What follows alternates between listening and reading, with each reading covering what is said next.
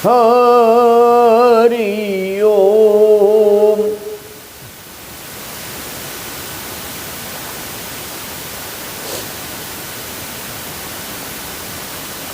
महाशक्ति महाभिव्यक्ति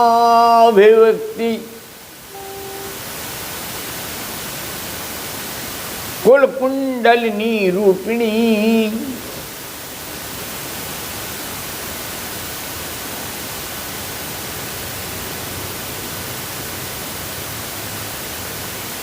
पृथ्वी तत्व व्याप्ति शीते नारायणी नमोस्तुते।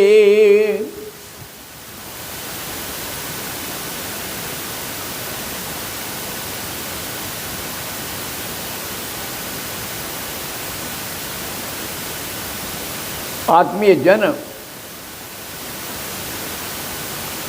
अनंत की छाया में, अनंत की वर्षा में और अनंत के आनंद में जब हम अपने आप को देखते हैं तो शीशा धुंधला हो जाता है, लेकिन मेरी चेतना का ऊर्ध्व केंद्र कभी धुंधला नहीं होता। फिर ये अज्ञानी मानव क्यों ज्ञान के झरोके से नीचे उतर आता है?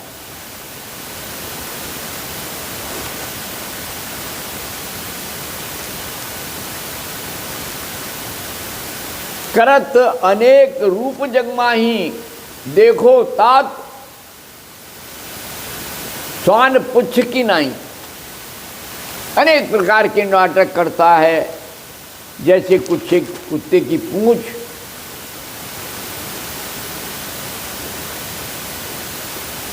100 वर्ष तक नलकी में रखी और जैसी की तैसी। अरे श्वान की निद्रा तो अच्छी है, कुत्ता श्वान कितनी देर सोता है, कहाँ सोता है? और अगर पैरों की चाप सुनी तो अपनी क्रिया में सक्रिय हो जाता। उसकी जीभ लंबी होती है और उससे रस टपकता रहता है। अगर वही श्वान उस जिह्वा को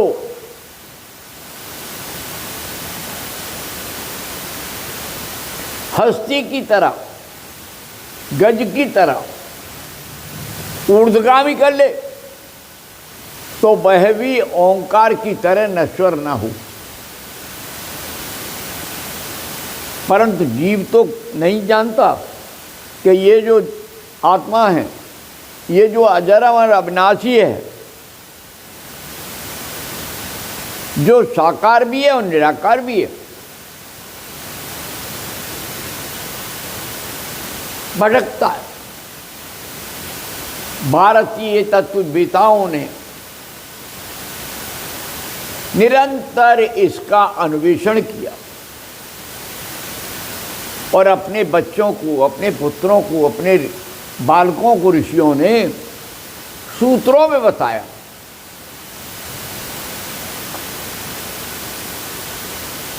अपने बालकों में भेद नहीं किया। उन्होंने श्रेणियां बना दी, धर्म के अन्वेषण करो और उस धर्म को जानते हुए उसके अनुकूल अर्थ कमाओ। और जो तुम्हारी कामनाएं अनंत काल से रह गई हैं, उन कामनाओं से मुक्ति पाकर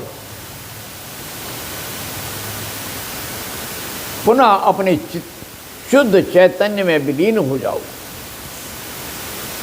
4 श्रेणी, धर्म, अर्थ, काम, मोक्ष।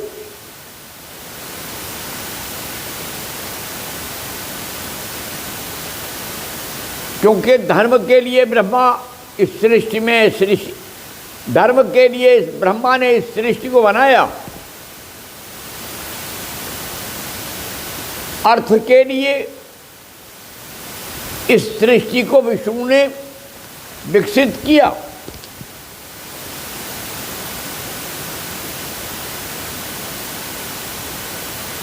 और जो असत कामना है उनके संहार के रुद्र के लिए भगवान शिव ने काम को दग्ध किया, रुद्र ने।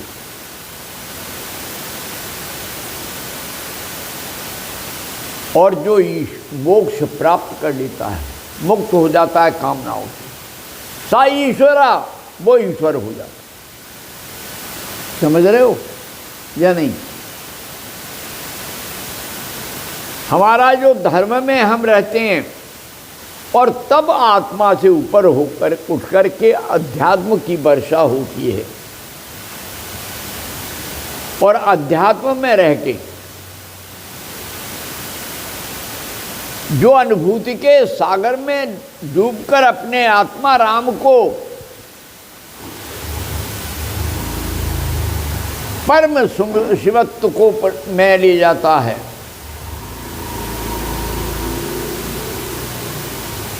और रास्ते में एक पड़ाव पड़ता है आज्ञा चक्र,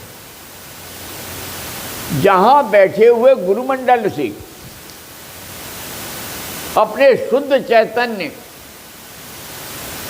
कृष्णम वंदे जगत गुरु, कृष्ण की वंदना करता है।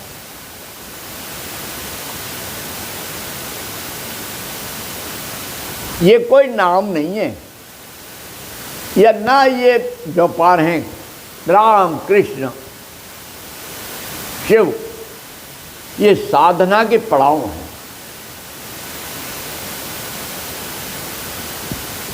साध्य को पाने के माध्यम है।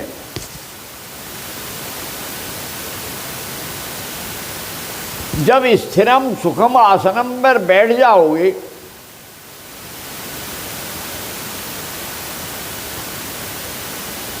तो प्राण भी ऊर्ध्वगामी होकर स्थिर हो जाएगा।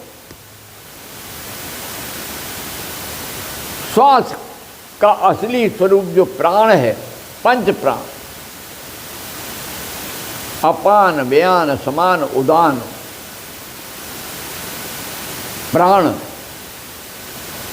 जो हमारी सारी ऊर्जा शक्ति नीचे बह रही है, वो ऊर्ध्वगामी हो जाएगी। और तब चैतन्य राम आपकी आत्मा में आकर के आपको शिवत्व तक ले जाने के लिए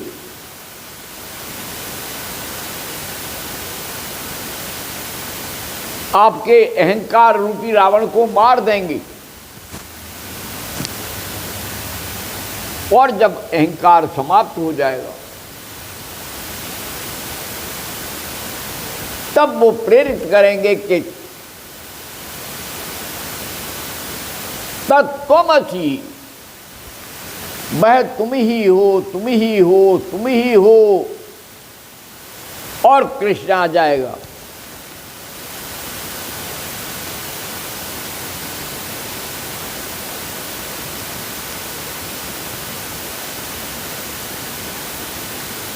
तब तपस्वियों में, ज्ञानियों में और कर्मयोगियों में केवल समन्वय हो जाएगा। और फिर योगी भव अर्जुना, योगी भव अर्जुना, योगी भव अर्जुना। भगवान कृष्ण चीख पड़ेंगे, अरे अर्जुन अब भी मान जा मेरा कहना। छठा अध्याय आ गया है, 6 या 18 अध्याय श्रीमद् भागवत गीता में। अरे पहला पड़ाव तेरा पूरा हो गया है, तेरे शरीर का परिमार्जन मैंने कर दिया है। सार का सार मैंने सब निचोड़, धर्म के क्षेत्र में, कर्म के क्षेत्र में। तुम जो संवेता हो गए हो, इकट्ठे हो गए हो,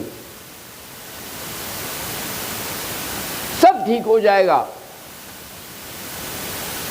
ज्ञान की धारा को जगाओ, और अपने चैतन्य में डूबकर मेरे मित्र साधना की एक एक गुत्थी को सुलझा करके अपनी परीक्षा में किसी परीक्षित को तैयार करूं।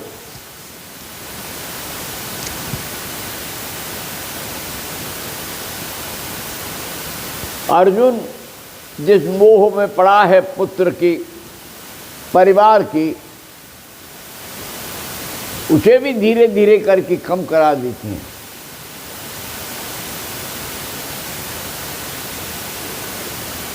भीष्म पितामह भी अर्जुन कृष्ण को मानते हैं। जो गुरु आदि पिता हैं भीष्म पितामह, श्रेष्ठ पिता है भीष्म पितामह, दृढ़ प्रतिज्ञ है भीष्म पितामह, पितामह हैं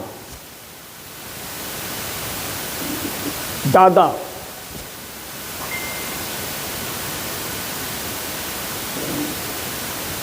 वो भी कहते हैं हे कृष्ण तुम तो अद्भुत हो। तो जो इसलिए अगर आप सब योगी की ओर जाएंगे तो 5 या 15 और 3 मन बुद्धि चित्त, मन बुद्धि अहंकार, ये तीनों विलीन होकर चित्त निर्मल स्वर्णिम थाली की तरह हो जाएगा और हमें जो पाना है वो हम पा लेंगे। जब हमारी चेतना का निम्नगामी ऊर्ध्वगामी हो जाती है तो जाति पाति पूछे नहीं कोई, हरि को भजे सो हरि को होई। और तब संपूर्ण समरसता आ जाती है, ना कोई जाति रहती है, ना कोई धर्म रहता है,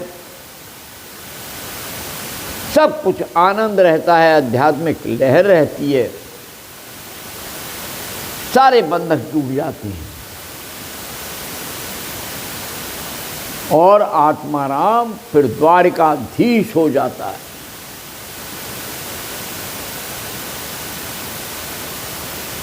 और देखते हैं कि फिर से गड़बड़ कर रहे हैं,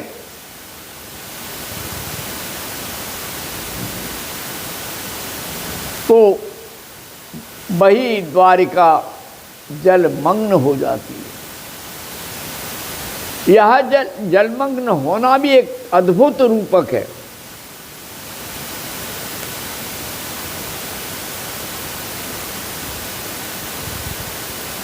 कर्म से विकर्म सुकर्म, जो हमारी चेतना के कई भाग हैं, उनसे जब जब भटकोगे, धर्म को छोड़कर कोई राष्ट्र चलेगा, अधर्म की लड़ाई लड़ेगा,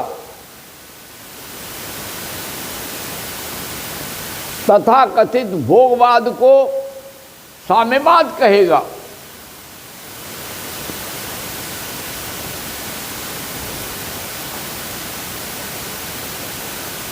मानववाद चाहिए,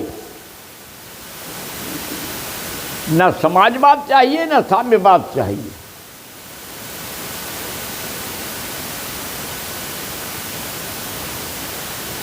एक यात्री हुए दीनदयाल उपाध्याय, कहावत है भैया उपाधियों से बच के रहना। और उस अकेले लाड़ने ने दीन और दयालु भी था।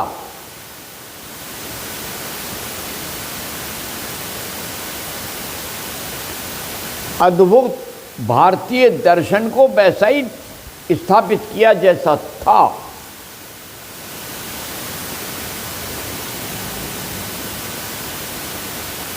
समय बीत गया, कालक्रम अपने आप बढ़ता जाता है।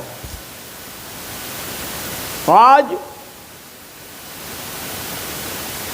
जो एक धोती एक कुर्ते से अपना जीवन काटा करते थे, आज राजनेता उनकी मूर्तियों पे जा कर के चरण बंदन कर रहे हैं। लेकिन उन्होंने जो दर्शन दिया, जो भारतीय दर्शन को फिर से जागृत किया, उसको पकड़ने का अब भी आधा प्रयास हो रहा है, लेकिन प्रयास हो रहा है, चल रहा है।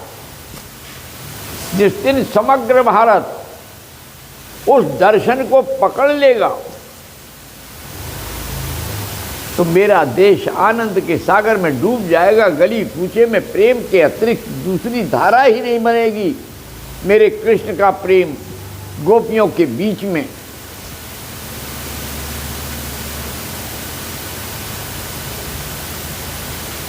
अयोध्या में राम का शुद्ध चैतन्य असत के विरुद्ध लड़ने का और काशी में शिवत्व प्राप्त करने का, सब आनंद ही आनंद बरसेगा।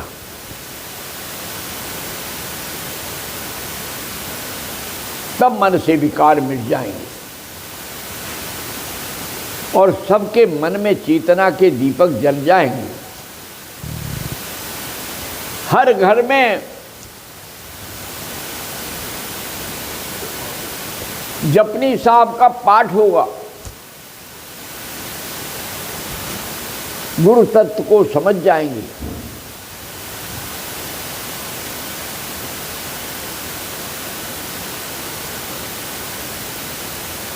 और जो हमारी अद्भुत शुद्ध चैतन्य दिव्य संस्कृति है, अपने संस्कारों को विश्व में फैलाने का अद्भुत संदेश देगी विवेकानंद की तरह। हर गली में नरेंद्र होगा, हर गली में विवेकानंद होगा। विवेक और आनंद की लहर डूब जाएगी, फिर हमारा देश अद्भुती होगा। ओम शांति शांति शांति। जय मां, जय भगवती, जय गुरुदेव। ओम।